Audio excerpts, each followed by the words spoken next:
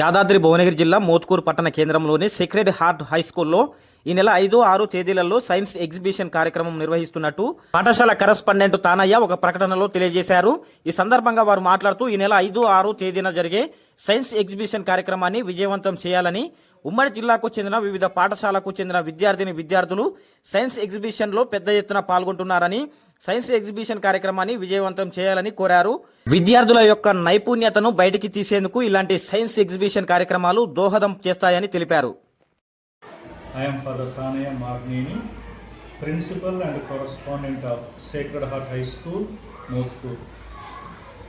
ఈ విధంగా మీతో మాట్లాడటం చాలా ఆనందదాయకం.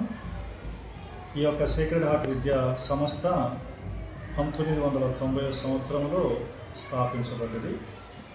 దీని యొక్క ప్రథమ ఉద్దేశం ఈ చుట్టుపక్కల ఉన్నటువంటి పేద విద్యార్థులకు గవర్నమెంట్ ద్వారా వస్తున్నటువంటి బెస్ట్ అవైలబుల్ స్కీమ్ కింద ఈ స్కూల్కి పంపబడినటువంటి ఎస్సీ చిల్డ్రన్కి ప్రత్యేకంగా విద్యను అందించడం కొరకు ఈ యొక్క సంస్థ ఇక్కడ స్థాపించడం జరిగింది.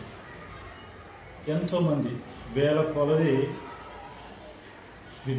విద్యార్థులు తక్కువ ఫీజుతోటి ఇక్కడ విద్యను అభ్యసించారు. ఇక్కడ విద్యను అభ్యసించినటువంటి వారిలో చాలామంది సైంటిస్టులు ఉన్నారు, ఫాదర్స్ ఉన్నారు, సిస్టర్స్ ఉన్నారు, డాక్టర్స్ ఉన్నారు, ఇంజనీర్స్ ఉన్నారు, వ్యాపారవేత్తలు ఉన్నారు, టీచర్స్ ఉన్నారు.